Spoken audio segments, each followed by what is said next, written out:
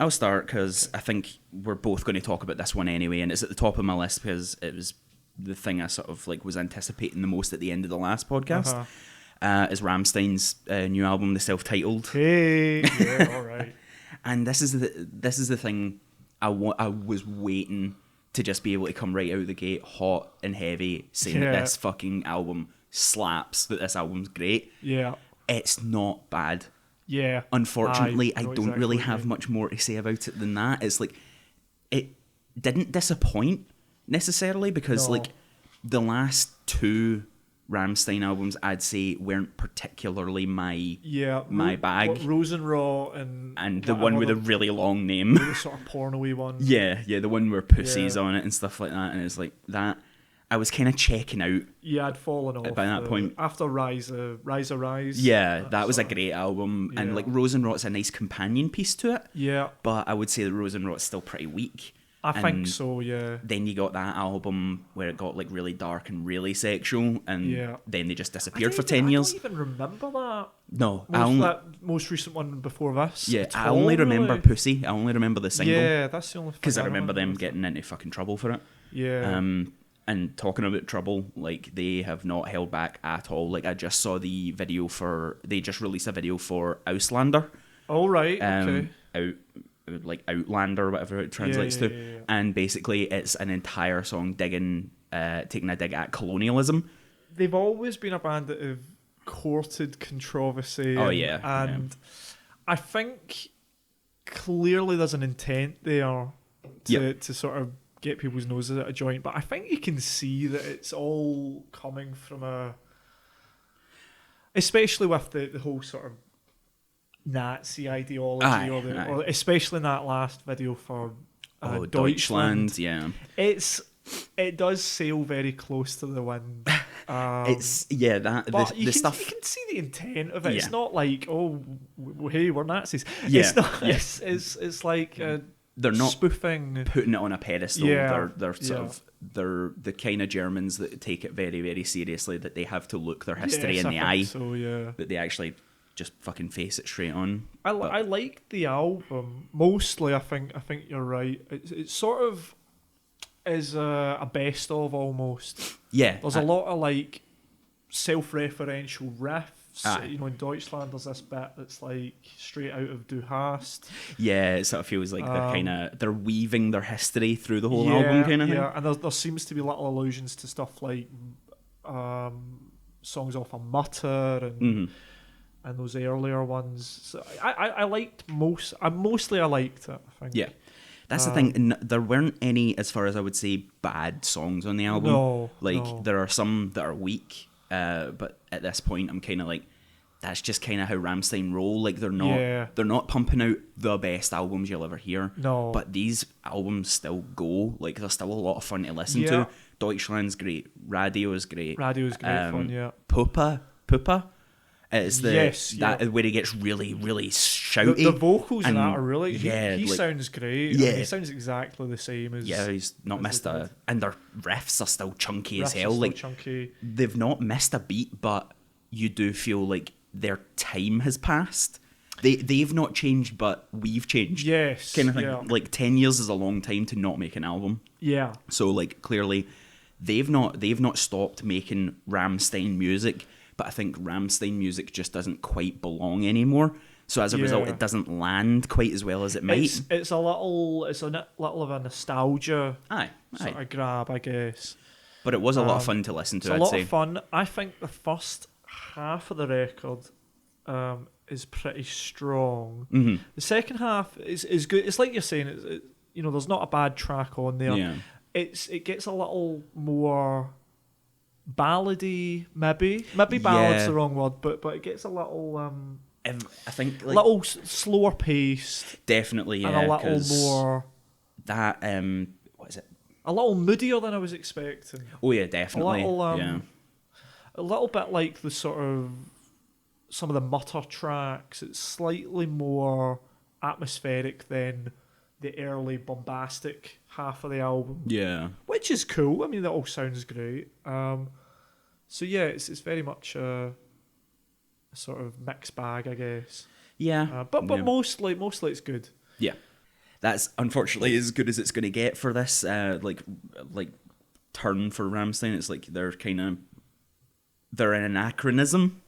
Yeah. But it still kind of works. Still the funniest live band I've ever seen. Well, as we're on good but slightly disappointing metal. I shouldn't. I've bigged this up too much. It's still great, but it's it's not disappointing. It's just not. It's not their best. The new Sun album, Life Metal. I was hyped for this one. It's produced by Steve Albini, famous of Shellac and Big Black. So these are like two titans of the music that we both love, and they're coming together. The production is brilliant. Whatever he's done, Albini, it sounds the most of all the Sun records like the scale is there. Like when you go, like the thing, this is going to be a difficult review because how do you review Sun? It's more it's more about the experience than the actual music almost. Like we went to see them live and it's truly insane in terms of what you're expecting and what happens to your body physically when you see them. Yeah. It's like an actual like visceral reaction you have to it because your whole body shakes and you hurt. But it never once feels like I don't want to be here. You can almost feel trapped the in waves and the noise. It's one of the most weirdly transformative experiences in music I've ever had, and I would happily go and see them again. Like you can see why there's this cult to them, and it is almost religious is the wrong word for it, but it's almost like just in terms of the scale of the noise when you hear an organ in a church or something, that sort of the low end frequency of it sort of moves you in a certain strange way. Yeah, and that's what actually comes through in this record, whereas previous Sun records sound a little scuzzier and a little bit more evil. This is more meditative. Okay, I would say this is probably the most meditative album they've had. So it's not like frightening and like sort of brutal like something like Black would be. It's also not as, it doesn't have that sort of strange jazzy interludes that Monoliths and Dimensions had. I think that's a better record.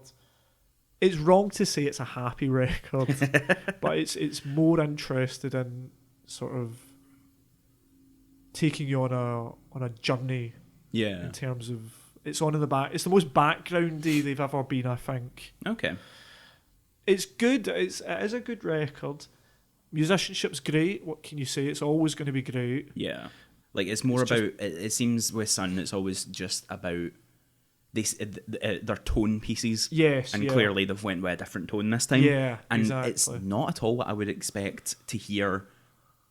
That it's cleaner sounding with Steve Albini there, because Steve Albini's whole thing is that he manufactures grunge and harshness to the point where it sounds crystal clear, but it's still ferocious. It's still scuzzy. It's great. The production on it, I think, is the best they've ever had. I mean, Steve Albini's a genius at that. I know. Like some of the earlier records, I prefer them. But the recording quality of them, sometimes it can be, you need to hear Sun on a great speaker, like hear it on a great sort of sound system, and you're there. I mean, for anybody this is all very abstract. Us saying it's more meditative. For the vast majority of people, when we say this album's less scuzzy or less evil, what that equates to is this album's more. And less sort of. But if you're they can't go wrong. It's a great record. The other one that I listened to, sort of in the same line as Sun. Can you believe it? You wait years and you get 2 titans of drone metal in the 1 month. There was a new Earth album called "Fall Upon Her Burning Lips." Earth are the sort of originators of drone metal with Earth 2, that first album. And they sort of invented the sort of real feedback and going on for half an hour, just this sort of what that's where post metal sort of went, and it's very much influenced by it. I have to admit, I didn't keep up to date with Earth like I did with Sun. Yeah. I loved the first Earth record, and then I sort of haven't really paid attention to what they did subsequently. Looking them up online, apparently what's happened is the first couple albums with Earth, very much feedback and scuzzy and what you would expect with drone metal. Yeah.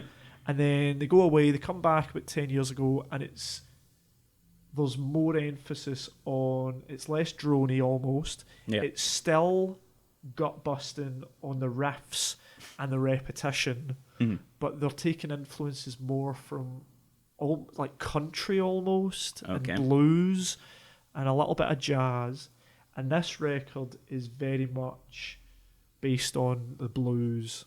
It's not as metal as you would expect if you've only dipped your toe into Earth. So it's good. The riffs are killer. The difference between Earth and Sun, I would say, is that Earth are more based on the riffs. Sun are more sort of atmospheric. Yeah. But Earth have definable, here's a great guitar lick. It's going to go on for 18 minutes. It's all about repetition to the point where it sort of gets you thinking in weird ways. Yeah. It's a good record. It's more bluesy than I expected. It's got a lot more tracks on it than I expected. There's 11 tracks on this instead of 2, which they used to do. So yeah, it's an interesting record. Once again, it's sort of backgroundy, like the Sun record, but it's good. I mean, it's like great musicianship, great production. Worth a listen if that's your type of thing. Just go in expecting it to be a little more less metal than you maybe expect. The one that I'm going to talk about just now especially is kind of, I'm going to do a twofer as well. Yeah. Because they both disappointed in equal measure. Oh, here we go. So this fucking tears at my heart that I have to say this, but that The National album, I Am Easy to Find, is boring. It's really fucking boring. And that's saying something, because I love The National. Because we love drone metal. Exactly. Like, a 40-minute long chord can hold my attention. But this National album can't. Oh, dear. It's like an hour and something long. I'm pretty sure it's like the longest album they've ever made, but it's because it's a fucking soundtrack to a short movie. The album's longer than the fucking movie. And it's I mean, what sort of short movie's an hour? Yeah, that's the thing. You've made a movie there. It's no short. But like The National are very humdrum for a lot of people. Like people listen to The National and you go, music. They don't really know how to react to it, because I think a lot of people just go, that's a bit dull. I love The National. I've loved them for a long time, but like, obviously they have high moments and they have low moments. Yeah. A lot of people would say their past couple of albums that they put out were low moments, but as far as I'm concerned, I liked High Violet. I liked Trouble Will Find Me. I know a lot of people didn't. I think Trouble Will Find Me is maybe their best album, but I'm probably one of very few people who think that. So that's a hot take. Yeah, come and get me, internet. But this album, it goes nowhere. It's way more of I'm forgetting to mention their last album, Sleep Well Beast. That album is their best album, but I love Trouble Will Find Me more for some reason. Okay. But Sleep Well Beast is hands down their best album. Like, they go in a weird direction with Sleep Well Beast, and it's got like kind of, they've started to weave in like glitchy electronic-y sounds and stuff, and like they've used more vocals, like from like female vocals make their way in. And then in this album, this soundtrack album, more female vocals than ever before. They're kind of almost doing like half and half. Right, okay. Like male and female vocals, like guest vocals. And it sounds great. Like, that's the thing. The album sounds very pleasant to listen to. Yeah. But nothing stands out. It's like a constant steady hum but not the good kind of hum, like drone metal. No. It's a steady, like 5 out of 10 all the way through the album, where you're just like, nothing ever gets you going at any point. In the National sometimes can make some fucking bangers. Like, there'll be a moment where you just get really into one of their songs. Nothing on this album makes me feel like that. I don't know the National whatsoever. Yeah. They're one of these bands that... Did they come out when there was the landfill of the bands? Yeah. Because I think I just...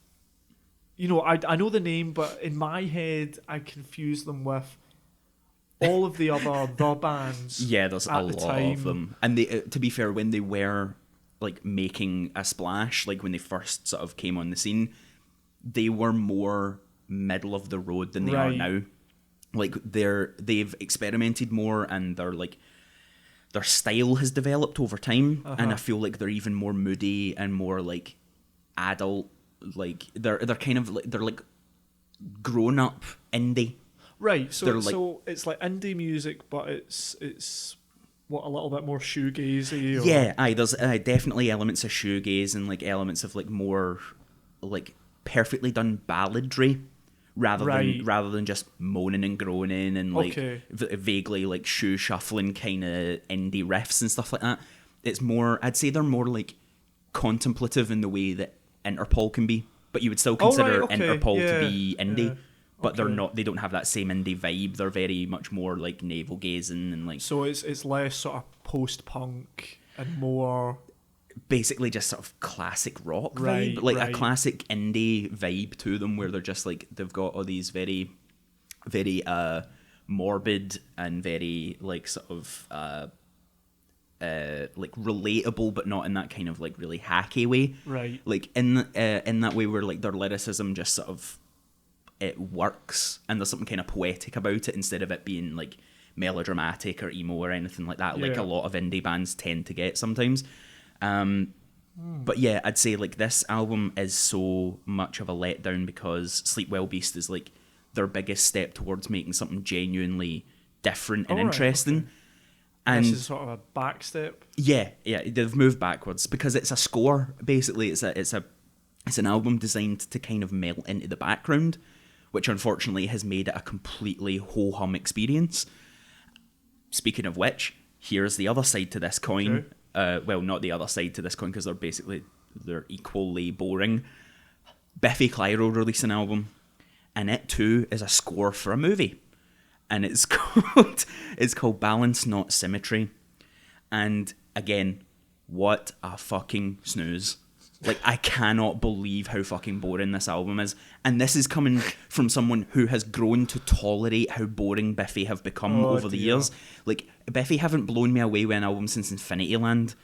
And that was a long time ago now. That was 2006, I think. No, was it? 2006 since Bethi made a genuinely fucking outstanding album. Yeah. Puzzle was good. Puzzle, yeah, it was sort of like the step towards the pop. Yeah, you could feel it happening. And it was alright. Oh, yeah, it still had a lot of great tracks, and obviously it's got this sort of overarching like theme of dealing with his mother's death. Basically everything from that point on was just a fucking downward spiral. Yeah. Because then you had Only Revolutions, which was a fucking snooze, and then you had Opposites, which was a fucking double album.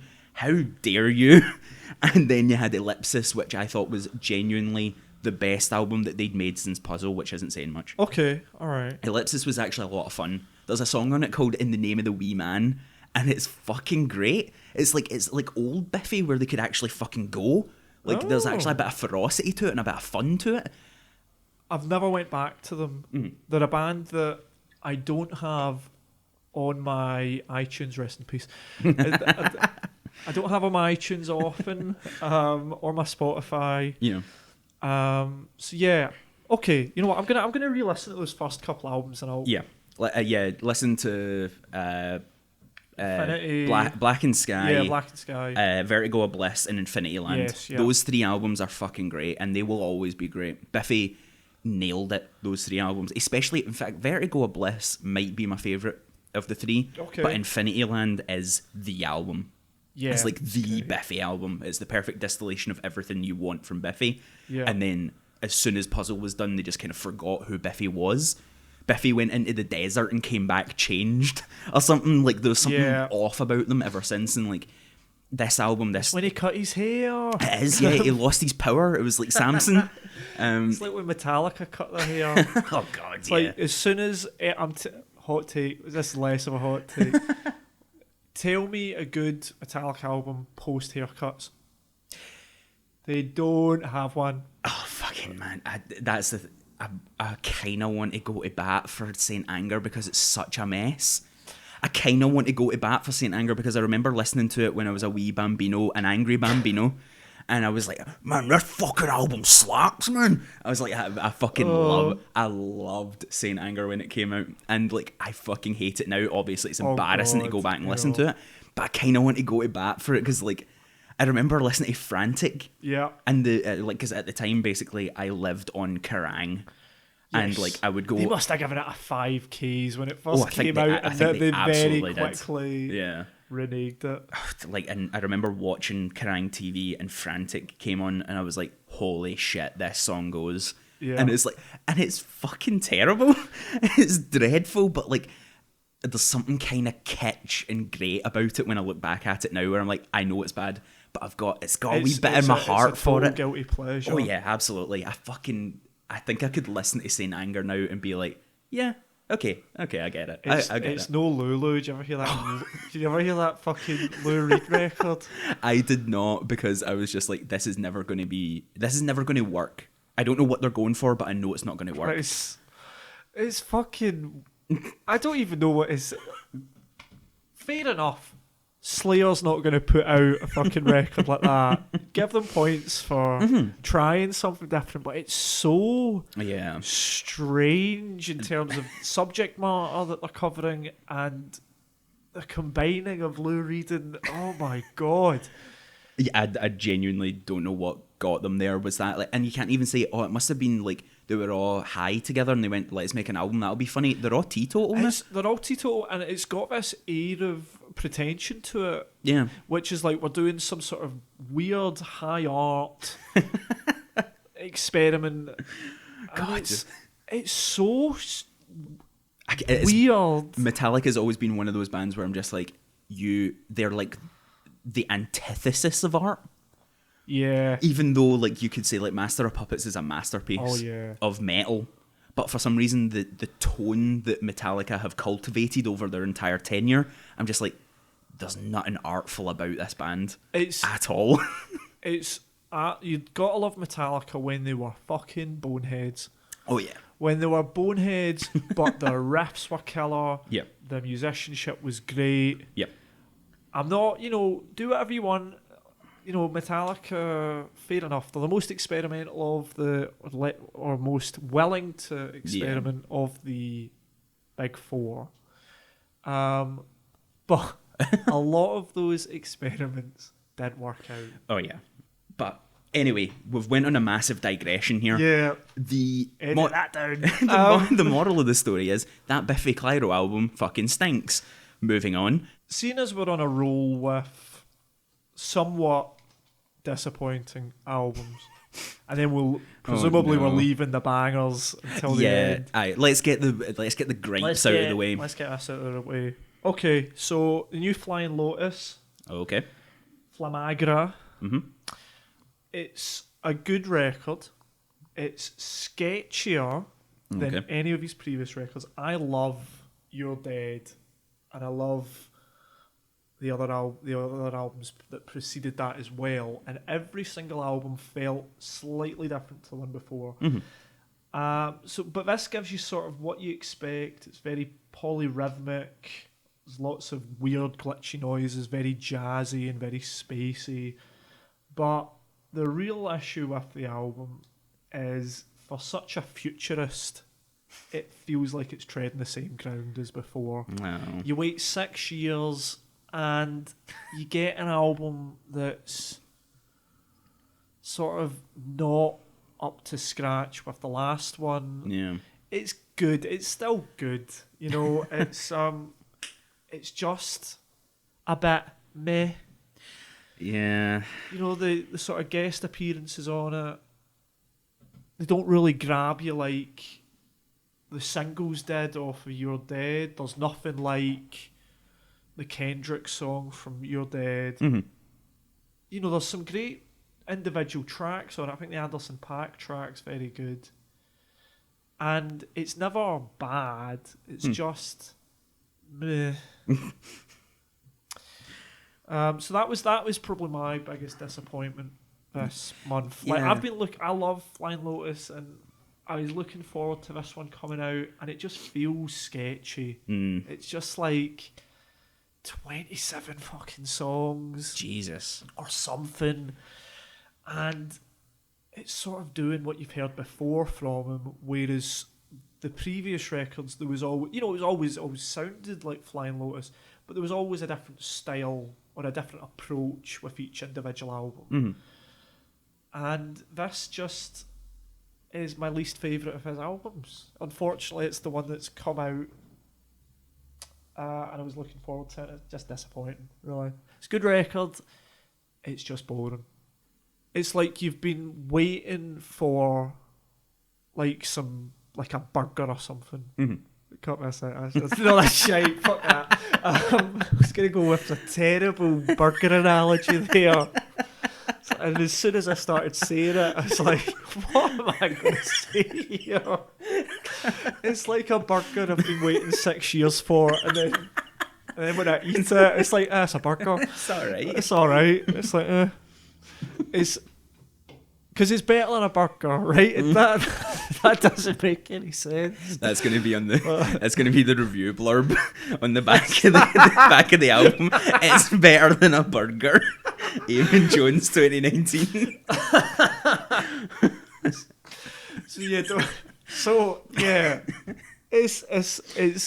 It's better than a burger, but it doesn't fill me up. Okay. There you go. Cool. You made the analogy work a little bit. Fucking hell. Oh dear. Oh fuck. Alright. Well, what about you? Have you got anything else? I've got a double whammy disappointments as well. Like, again, we're getting the gripes out of the way. Yeah. And I don't have a lot to say about either of these. I just want to state that I did listen to them, tried to give them their fair shot, and neither of them did anything for me. Father of the Bride by Vampire Weekend. Okay.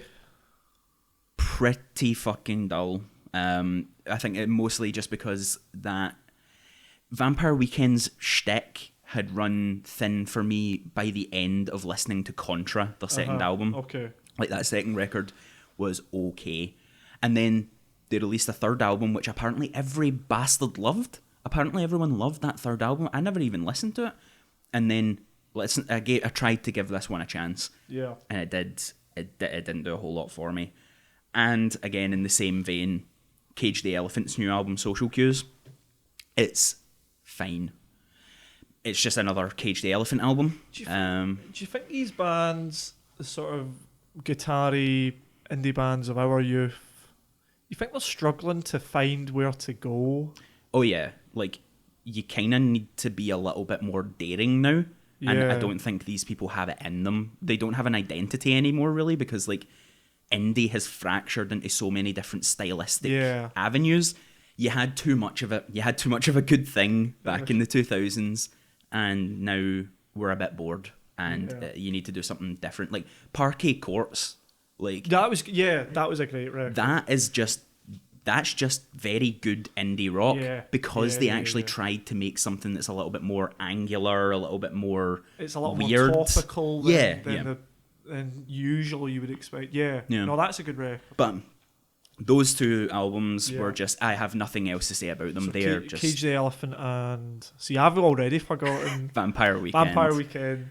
I really liked two albums this month, and they're both by 70-year-olds. And I love throwing these little ones in because I know it'll take John forever to find the album artwork. First one is Aki Takase Japanic.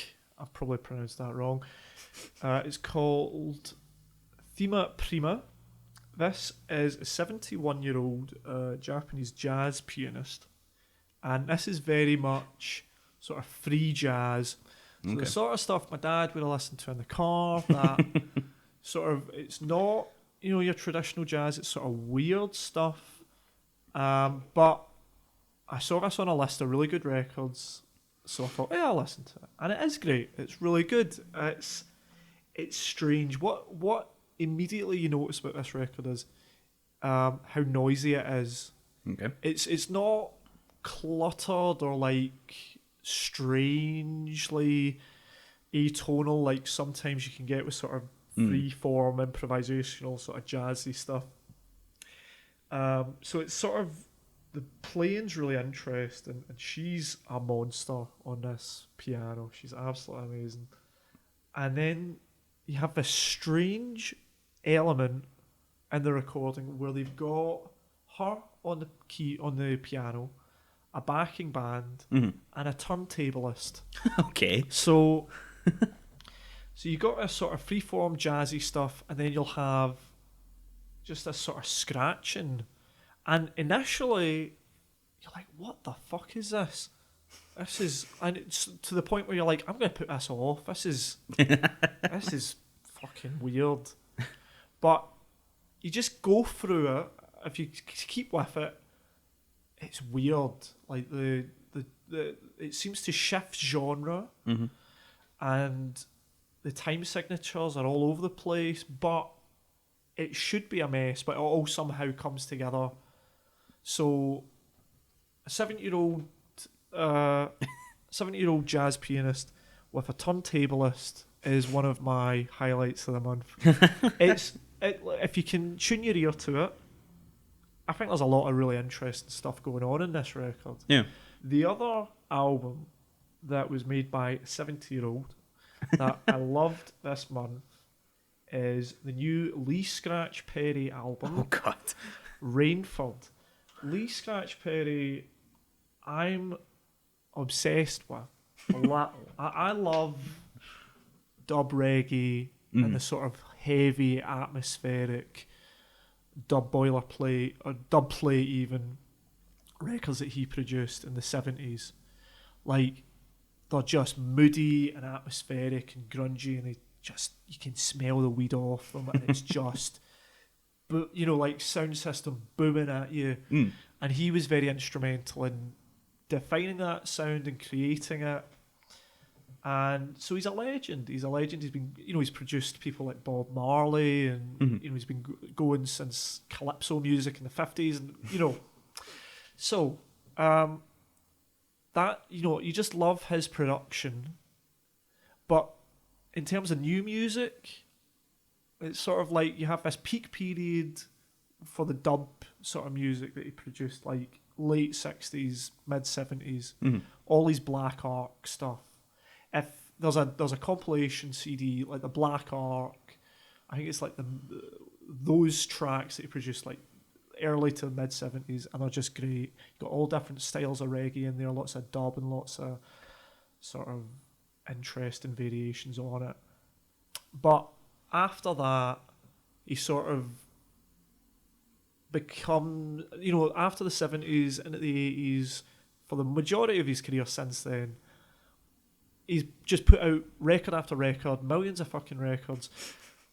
None of them are, life. None of them are sort of immediate and you need to listen to this. Yeah. They're all like, okay, so he's putting out more records. But this, he's working with a producer, also sort of legendary producer for dub music, Adrian Sherwood, and it's great. I've seen this record compared to when Johnny Cash was doing his wilderness years. He was putting out 1 million records, and then he was brought back into the fold by Rick Rubin for those albums in the 90s. It's the equivalent for Lee Scratch Perry. Okay. He's got a really good producer. He's put out this album. It's maybe 10 tracks. Every single one of them is an absolute banger. And it's got all the sort of nice, chunky dub reggae grooves to them. He's screeching like hell over the top of them, and he's in his own immediate style, and it's great. It's just, if you're into reggae and you've not heard, and all you know about Lee Scratch Perry is the sort of 70s stuff, because admittedly that's the best stuff. Give this a listen, it's great. Well, less obscure and more safe, I'd say. My next thing is Tim Heidecker's newest album, What the Broken Hearted Do. It's not at all what you would expect from Tim Heidecker, because it's actually like pretty serious this time around. Like, he doesn't really hesitate to just go full tilt into let's make a 70s ballady rock album. Soft rock kind of like tone piece about like being miserable and being broken up with, and like, you know, kind of just being alone and being tired and old, not old, but like middle-aged and tired. It works way better than it should. It has no right to be as good as it is, but it is actually pretty good. So I've never listened to his music. I know that I love Tim and Eric, and I love, you know, they're just gods. But I've never heard his actual music outside of, you know, I only listen to outside the skits. I like Jambalaya and stuff like that, like Puss Whip Gangbang. I listened to the last album in Glendale, and it's okay. It's a bit hit and miss. Like, this one though is so consistent. I think it's not an amazing album by any stretch, but it's better than I expected it to be. Because it's just, it knows what it's trying to be. And I think that's maybe what's been missing from Tim Heidecker's music career until then. It's mostly just him making songs, whereas this one feels like it has a very distinct direction that it was trying to go in. And I've been on such a Hall & Oates tip recently that it actually clicked for me, where I was just like, actually, you know what? 70s inspired kind of soft rock balladry is doing it for me right now. Like, this is hitting something that I didn't know I wanted, and it's just hitting on it just right. So again, nothing to write home about. It's not the best album you'll hear this year, but it's a very pleasant thing to have on while you're doing something else. And he hits like he hits a little bit closer to actually feeling sincere, which is a very strange thing for Tim Heidecker, because of course he's built a career off of being metatextual and constantly feeling like he's winking at you. But this, it doesn't feel like there's any winks or nudges in this album at all. This is my metal album of the month so far. Might be my favourite metal album so far this year. This is a band called Inter Arma. They're an American band. I hadn't really heard much of them before. The album's called Sulfur English, and this is just pummeling, just nasty guitars, nasty drumming. It's brutal. But what you get in it is like the sort of, some of the albums we've talked about today, is they've got this strange approach to genre. So it's sort of, I guess you would call it sort of black and death metal. But then it'll take in sort of stuff like southern rock and roll. It goes to sort of folk in various points, and then it's sort of very sludgy and proggy as well. It's just balls to the wall, apocalyptic heavy metal, but the music is complex enough, and the variations are very interesting that you're hooked throughout. So although it sort of has a sort of scattergun approach to sort of genre, folding them into just brutal it's really great. It's really good. It's a good record. It's probably my favourite metal record so far in the year. So if you like your sludgy, apocalyptic, nasty sounding records, give this a listen, and it will go to stranger places than you would initially think.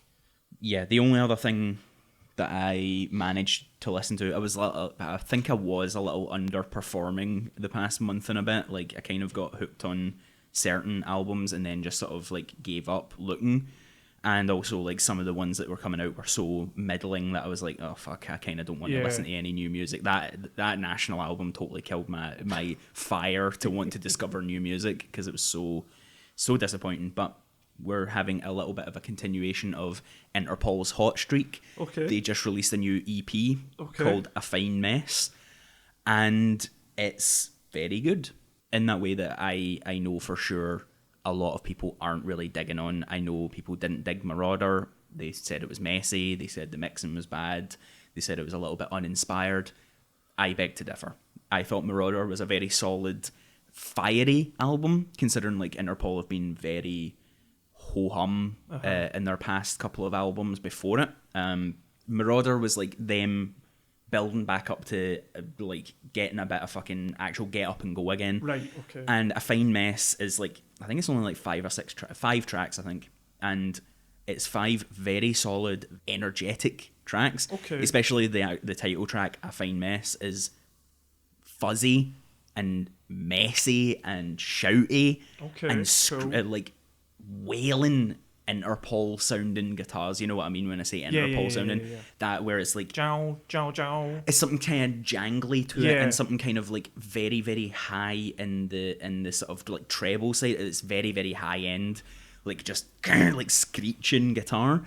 No, I get that. Yeah. Very angular, kind of like sawtoothy sounding guitar, and it's just, it goes a mile a minute. Oh, cool. That song, that song alone is worth seeking out. But the whole experience of this little EP, this little burst of clearly just stuff that they maybe had left over from Marauder, or maybe this is stuff that they recorded just after like releasing Marauder. I don't know. Either way, I like the direction that Interpol are going in, and I hope they make another album exactly like this EP, because it's a banger, and it kind of it's really scratching that itch of wanting just solid indie rock right now, because I've been on a bit of a tear with it recently. So clearly, because fucking half the things I've actually got on this list are indie rock or some other variant of indie rock. So this month we also had the new Skepta record, Ignorance is Bliss. Skepta, one of the sort of dawns of grime, one of the old daddies, came back in a big way a couple of years ago with Konnichiwa, and especially the single That's Not Me. I've been a grime fan for a long time, probably since the start, and when he came back, it was good to see him back. So a couple of years in the wilderness where he was sort of doing that. In fact, all grime sort of artists did that thing where they were trying to release pop records. So yeah, it was good to have him back, and he was just like going old school bars, old school mixing on that last record, Konnichiwa. This one, Ignorance is Bliss, is more introverted than before. As introverted as you can get with Skepta. Pretty much 70% of the record is him going how great he is and how nobody can compare to him. Unfortunately, this album can't compare to the last album. Oh. It's good. It's a little bit patchier than the last record. It doesn't have the absolute bangers that the last one did. It doesn't have a That's Not Me. It doesn't have a It Ain't Safe or It Ain't Safe, something like that. It doesn't have anything like that, but it does have some really good songs, and it's got a song, Bullet from a Gun, this other song called Same Old Story, and what you have is you have the sort of the grime instrumentation, sort of esky beat sound that you would expect from the early 2000s, but there seems to be more of an emphasis on trap, so it's sort of bringing trap music sort of into it. So it's a good record. It's patchier than the last one. There's some real cornball lines on it. But, it's pretty good. He's the man. It's a good record. And there's not a lot of grime that comes out these days. But there was another record. Skepta does a feature on this as well. And this is by far the better record. Okay. This is Nothing Great About Britain by Slowtie. Oh my God, John. This is... I've been waiting for this record for years. I loved grime when it first came out, and this sounds like it comes from 2003. Okay. It's nasty. It's got these horrible beats on it, and this guy rapping over the top, he's got a very Dizzy Rascal-like delivery. Yeah. So it's sort of yelped vocals, but it's slightly punkier. So a song on it called Doorman that sort of has sort of the post-punk riffing mixed in with the grime, and this album is bleak and funny. It's funny as fuck. This is such a funny record. First track, he references Dizzy's first album, so he's set in the bar. It's like okay, and he almost gets there with it's fucking great. First track, he calls the Queen a cunt. And it just gets funnier and more miserable and bleak from there. It's just like a nasty, horrible, old school grime record. You know, if you took out all the references to Brexit and Theresa May and all the current climate politically, you could say this is like from the first wave of grime. I could see this becoming a future classic. This could be held up with the greats of the genre. Yeah, it's fun. It's the funniest record I've heard this year. I think you'd really like it. There's a lot of like little sharp sort of jabs at political leaders and just the fucking state of the country. It's if you want to know what it's like to live in Britain at the moment, this goes some way to explaining the mess that we're in. It's fucking great. Okay, so I think we've danced around the issue for too long. We're gonna have to look at the giant pastel pink coloured elephant in the room, which is the bizarre turn of Tyler the Creator into one of the best R&B artists on the planet. Oh man, that made my earth shake. Yeah, what the hell, man? Igor is a weird, trippy R&B masterpiece. I love it. It's great. It's like it feels like Tyler has actually somehow assimilated Frank Ocean. Yeah. And has turned into some sort of gestalt super entity of the two of them and has made an album called Igor. And my word, is it good. I love it. It's got that thing that his old records had where it's sort of dealing with sort of adolescent love almost. Like adolescent sort of... He's got a strange affinity, Tyler, for like sort of horrorcore rap stuff. Yeah. But then a sort of almost sweet sort of teenage love sort of thing. And this really goes down that route of sort of unrequited love. It's very much a breakup record. Yeah. But it's got his typical themes of obsession. It's less hip hop orientated than any of the other records. It's still got some complete 180. Yeah, he's still got some killer bars on it. Like, there's a bit at the end of Earthquake, New Magic Wand. He's got some really good bars on it. Oh yeah, but it's more sort of neo soul. Yeah, R&B, and it's great. It absolutely was not what you thought he was going to do after Flower Boy. Yeah. Because Flower Boy felt like he had actually managed to turn his like sort of voice as a hip hop artist, as a rapper, into something more serious. The horrorcore elements were still there.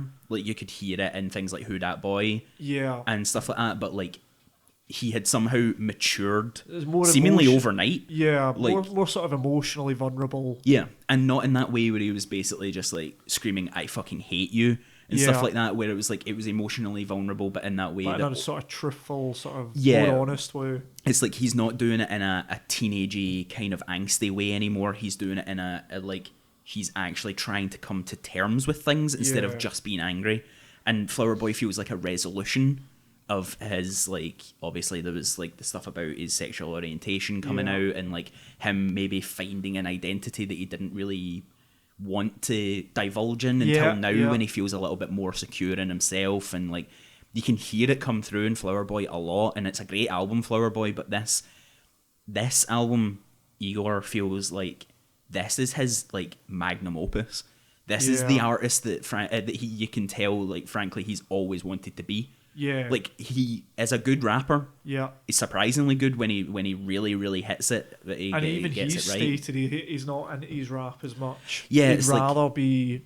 He's found his new voice. Yeah. And, like, I think it's the best work he's ever done.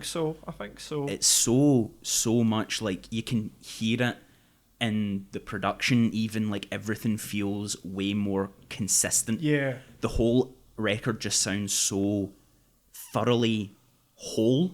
Yeah. Whereas in the other, even Flower Boy, which is, like, more thematically consistent than any of his other albums, and production-wise, like, more consistent, I'd say it doesn't feel like a whole piece. It's a bit more, not patchy, but a little more, here's a rap song, here's a soul song, so it's sort of mix and match. Yeah, whereas this, he's managed to somehow finally come to terms with his genre of choice and has managed to blend it in with all the different elements that he wants, and it's, like, flawless. And the production's great.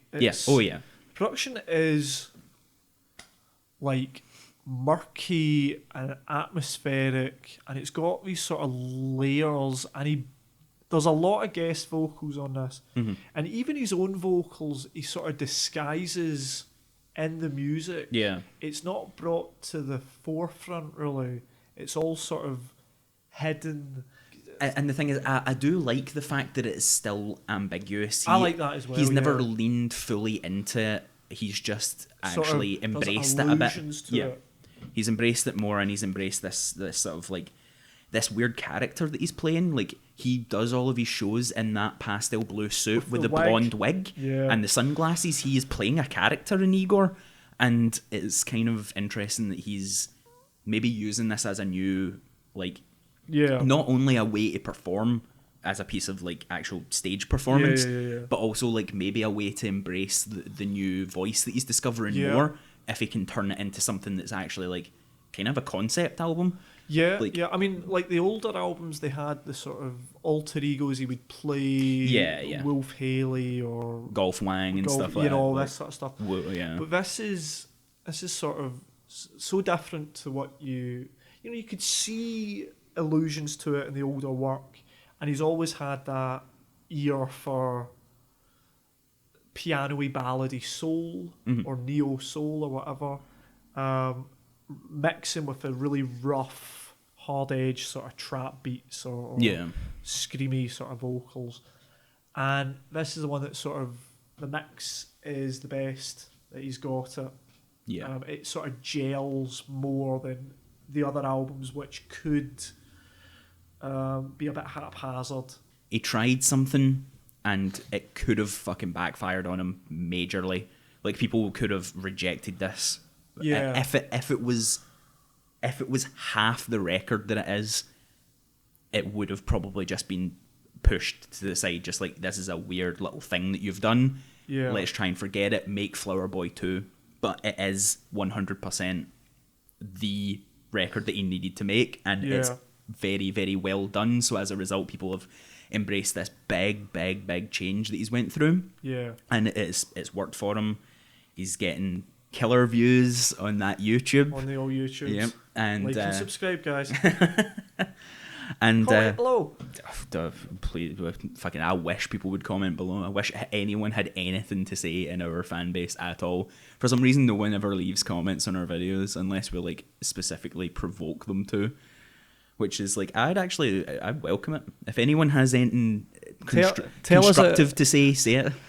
Either way, the moral of the story for this month's episode is go listen to Igor, because it's brilliant. Go listen to Igor. There's a lot of really good records. There's nothing that's been terrible. No, really. There's a few that have been maybe some of the ones that you mentioned. Or, like, we didn't really go out of our way to listen to bad music this time, though. And I wouldn't say anything I've put on my list is shit. It's just very, especially things like the Vampire Weekend album did absolutely nothing for me, but not in a way where I'm like, this album sucks, the production's bad. Cool. So now we're going to segue gently into talking about our music book club type thing that we're doing, where we recommend each other an album, and then the month later we come back and we give our opinions and then recommend another one. Okay. So Why don't you start with your thoughts on Alexis on Fire's Watch Out? Watch Out. So, maybe we'll explain why we've not really heard these records. We've got sort of similar tastes in music, but I think there's differences between our preferences. Oh yeah. So, Alex is on Fire. You're determined to never say it right, aren't you? Yeah, sure. So, Alex on Fire is Watch Out. Right. So, I hadn't really heard this record because I'm not the biggest fan of sort of post-hardcore emo or screamo, whatever you want to call it. Yeah. So, this type of music, I didn't really get drawn to in terms of the metal that I liked. And when I first listened to this album, I have to admit I wasn't keen initially. I find the mix of the sort of soft, hard vocals a little bit like Oil and Water. I do like like different bands that have sort of the harder vocals and then the more soft ones, but I think with things like Dillinger or Rollo Tomasi, I think the tonality of their voice is more similar, whereas the style of singing is so different, it doesn't really mix together for me as well.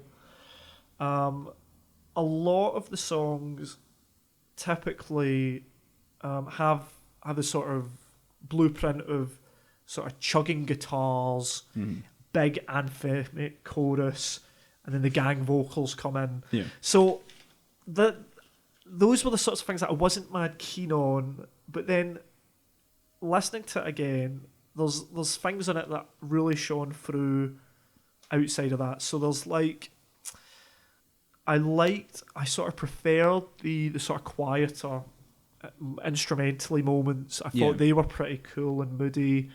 A little bit like, I know this is an early record by them, so I don't know what they did subsequently, but it's sort of in that sort of Deftonesy, sort of a little bit more melody, a little bit softer, moody, atmospheric, almost Mogwai-ish type sort of strumming, and I really like that sort of stuff. There was a song on it called Sharks and Danger, which has sort of vocal sample on it, and I actually think the big crescendo, so the big chugging guitars and the chorus kicks in and everybody's jumping around in the cat house. That one really worked in that case. I think the whole album could be more noisy for my tastes. It's a little cluttered, and I think this is down to the type of production that metal was doing at the time. You know, everything is sort of stacking on top of each other, but the production is very polished and it's very clean, and that's maybe where it jars a little, I think. Yeah.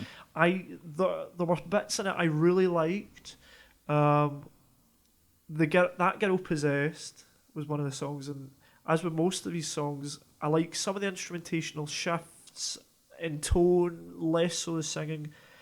The one I really liked was White Devil. Mostly the clean vocals are pretty interesting. They're less jarring, I think. Yeah. And also the screamy sort of stuff is more frantic than usual. So this sort of makes it the most almost atypical song of the album. It's not got that chug-along bounciness that the other songs have, and I really like that. And then as the album finished, you got a sort of more ballady stuff, very slam poppy, Get Fighted, and then Happiness by the Kilowatt is probably the slowest, doomiest sort of song on the record, and I like that. It's a little more indebted to something like Sabbath than the rest of the album, and I really like the clean vocals on this album. So it's a sort of it's not shifted me entirely from my position that I had when I was 18. It's not won me round in terms of post-hardcore or screamo, really, but in second and third listen to it, there are little things, little sort of musical nuggets in there that I think are really interesting, and I would be interested to know what the band did subsequently. Like, did they go more in the direction of sort of more melodic, post-metal-y stuff? You know, I like those sorts of bits of the record. The if anything, if you like the production to be a little sloppier and add to the actual sort of character of the album a little bit, I'd actually say the album before that, their first album, I can't fucking remember the name of it, but their debut album basically is far fuzzier, and I like a little fuzz in my metal. I don't like clean production as much. I like a little bit of scruff. However, in the mix. The earlier stuff is even shoutier and less clean vocals. Right. But then after Watch Out, the next album, Crisis, they went full blown into like, let's make every track a big sweeping, like fucking massive chorus ballad, basically. Everton's a big time, like Everton's the soundtrack to the apocalypse. Kind of like Everton's the most dramatic song ever. It felt very teenage. Absolutely. And maybe that's where, because I didn't get it as a teenager, listening to it now, I prefer the sort of slower, more melodic parts of it over the bits that a teenager would love, the sort of jump along, shout along, boppy chorus. Happiness by the Kilowatt is actually my favourite song on that album. I really like that song, and White Devil was pretty cool as well. White Devil moves a mile a minute. It's really good. That's good. So I think really I like consistency in my metal. I'm not keen on, I love a time signature change, and sometimes the clean and dirty vocals or shouted vocals work with bands like Dillinger, Rollo, even somebody like Converge.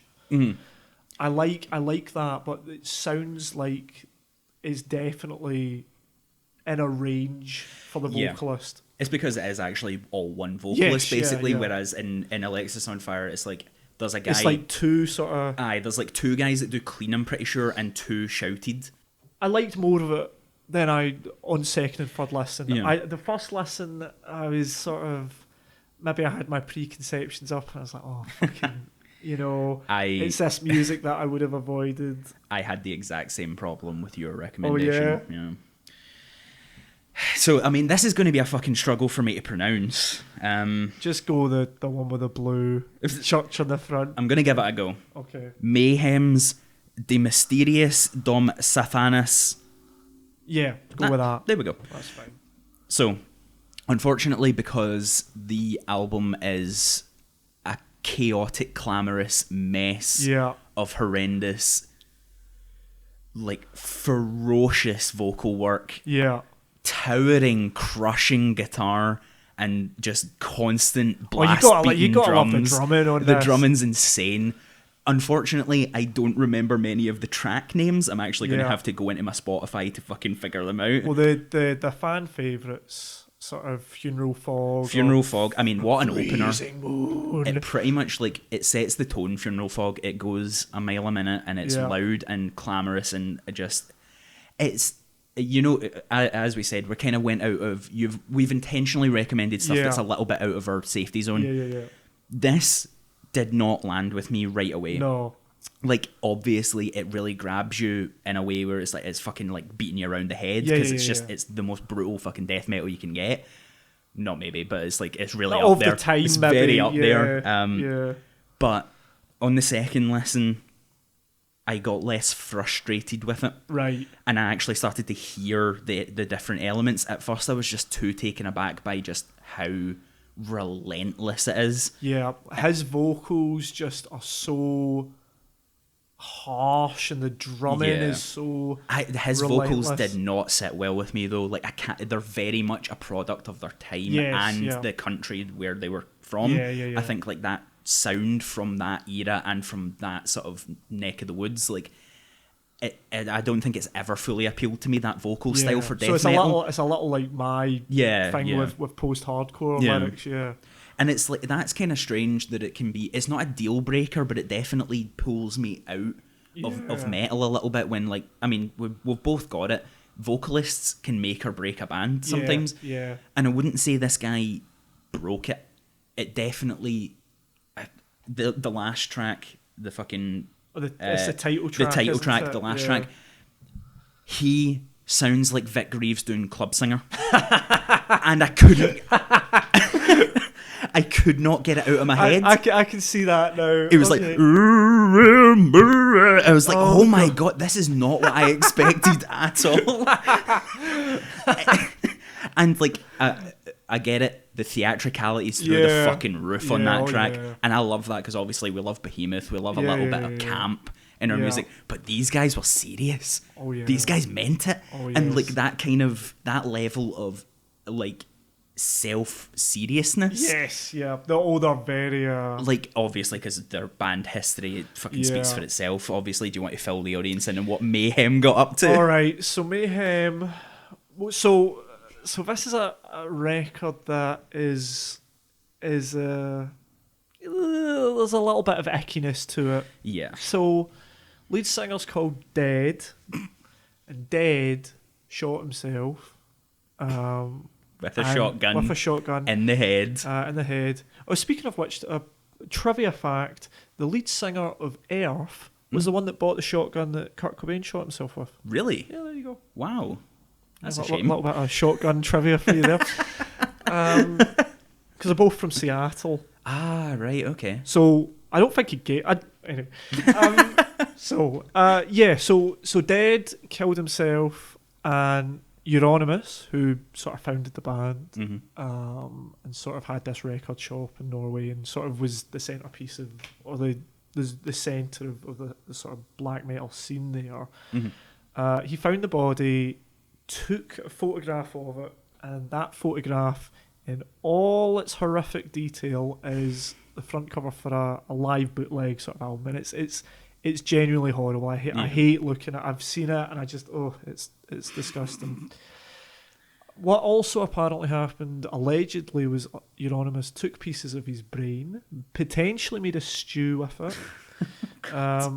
Pieces of the skull were taken and put into necklaces that were then given to the other members of the band. And that's been confirmed, at least. The cannibalism stuff hasn't been confirmed. They were very much, we're evil. We're actually evil, and our music's evil. and then you have probably the most problematic issue of the album is the presence of Vars. Yeah. What can you say about this man? He's a bad guy. He's a bad man. He's a very bad man. Yeah. He then murders Euronymous. As you do. And so both the dead lead singer, murdered Euronymous, and his killer are on the same record. Yeah. So it's a difficult one. Yeah. For many reasons. That does not mean that it's not a great record. I love it. Like, there's always an issue, especially with black metal, and especially stuff like Burzum, or certain members of Emperor. It's like, how do you enjoy music by genuinely loathsome people? Yeah. I think some of the Burzum records, some of the early ones, even the ones that he did in jail, are great. That's not me, agreeing with the man's politics in any way or anything like that. My advice would be, if you want to get into black metal, don't give them any money. Listen to those records, download them illegally, and don't, Yeah. So that would be my advice. So it's a heavy record in terms of its background, but I think if you can put that to one side, if you're into black metal, I think there's a lot in this. And if you were into, that's fair enough. I knew you weren't really into black metal, so I thought I'll give you this one. It did get me by a point though. second and third listens. Should we actually use that as like a sort of a little bit of a rule of thumb for this little thing that we're doing? 2-3 times. Yeah, try and listen to it at least 3 times. Yeah. Okay. We'll use that as a little rule of thumb because I managed to get 3 lessons in. I managed to get about 3 of maybe 2.5, 3. Yeah. And like that, by the third time I was like, it started to click a little bit more with me, and like the heaviness is undeniable. Yeah. The energy, again, crushing. Oh, Hellhammer's he's brutal. Just non-fucking stop. And yeah, I mean, like, I can totally see why this became the black metal album. Like, I get why they're legendary now. I finally understand, and now I've actually had a little glimpse behind this curtain.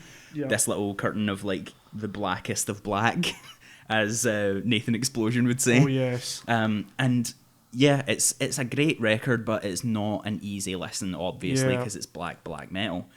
But so little quick shout out to my favourite track on the album, other than the opener, Life Eternal, which again has a strange tie-in to Dead's death, because he died on top of a lyric sheet for Life Eternal. Yeah. Like, that was the big thing, is like he wrote this song sort of basically before he blew his head clean off. Yeah. And it's really something that feels as a funereal dirge, and there's no other way to describe it. Yes. In the best kind of way. So yeah, that was the big standout moment in the album for me, especially. But like, obviously even better because it's got such a colourful backstory. Yes. But so of your own volition, would you listen to Watch Out again? No, but I would listen to. I'm now. If I can find the right balance of the sort of screaming with the melodic, I'd be quite happy to jump further into post-hardcore screamo than I've ever done. This record wasn't really my cup of tea, but if they have any other records, and comment below, that you think I'd be more into, I'd gladly listen to them. Okay. What about you? Would you listen to Mayhem of your own volition again? I think I would actually listen to Mayhem's other records, right, to try and again wrap my head around the genre more. Death Crush is another one worth listening to, and some of the live records are probably pretty good. Right, because like this record is as good as it is in terms of like, if you just like brutally heavy metal. Yeah, it is probably not going to be one that I revisit religiously. Yeah. I would maybe find my way back to it. Yeah. But it's like, it's one of those things like, I might actually just let the Mayhem discography play through at some point, where I'm just in the mood for metal kind of thing. Because it definitely ticks that box. It's like, it's not fucking complicated. That's the thing. It's like, you're not... it's caveman music. It's you get exactly what you expect from it. It's everything you expect and less. So like, that's kind of the brilliant thing about it, and also the very limited thing about it. And like, I would listen to more Mayhem, but not specifically this album. Yeah. What album would you recommend I gave a chance this month? Okay, so we'll go totally different to metal. For me, I have really got, listening to the Slowtie record, I reacquainted myself with all the grime that I loved initially, and I thought, I'm going to give you an album. I'm not going to go with the obvious. I thought initially, but the issue with grime when it first came out was that it was more sort of compilations. Yeah, there was no real. The reason why the album that I've chosen is held up as the typical album to go with is because it is great. But I was initially looking for something else. But you know what? You just got to go with the obvious sometimes. It's a great record, and everybody knows that it's the defining album for grime. For you grime heads, my favourite compilation of the early years is Run the Road Volume 1. But what I've decided for you to listen to is Dizzy Rascal's first album, Boy in the Corner. Okay. It's the album by which all other grime is held. Mm-hmm. Maybe unfairly, but I think the beats on this are just strange. And you can what I think you would need to do with listening to this album is imagine hearing it as myself would have, or other people having never heard this genre before.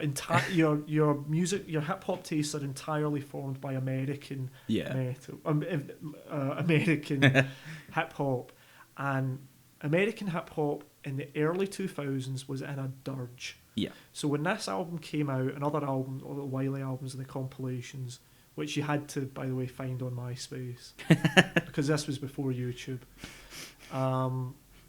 So something just grabbed me with grime at 13 or something. It's just like, just so strange and punky and nasty.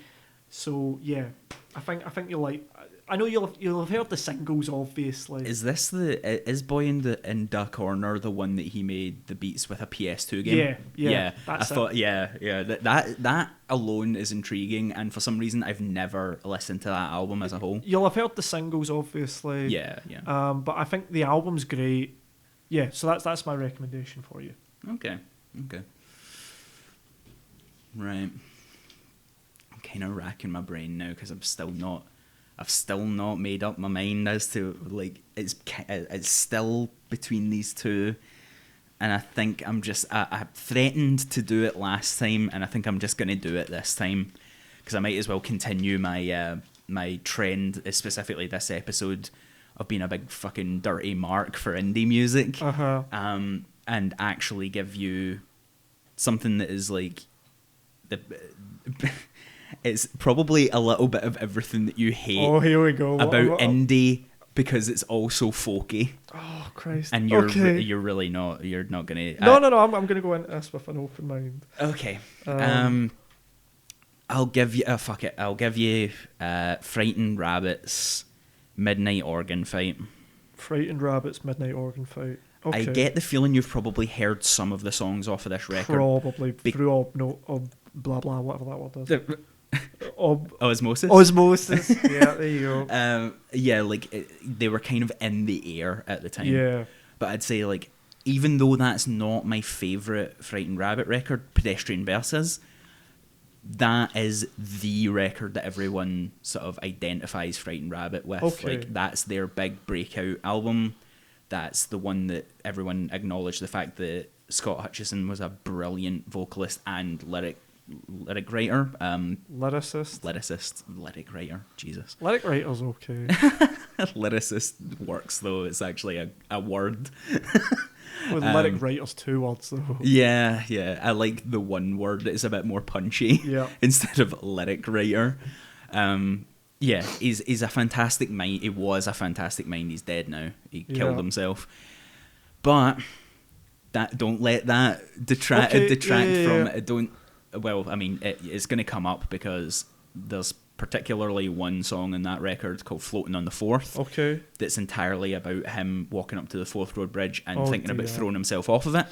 Cut to 10 years later, he threw himself off the Forth Road Bridge and killed himself. Oh dear. So he actually prophesied it. He threatened he would do it, and then he did it. So there's a little bit of a miserable backstory with this band as well. Okay. But they're Scottish born and bred. They're humble, and you can hear it in the music. It's very, very humble music. Right. Okay. And that's maybe not the most interesting, because you can tell when I say humble, I mean folk.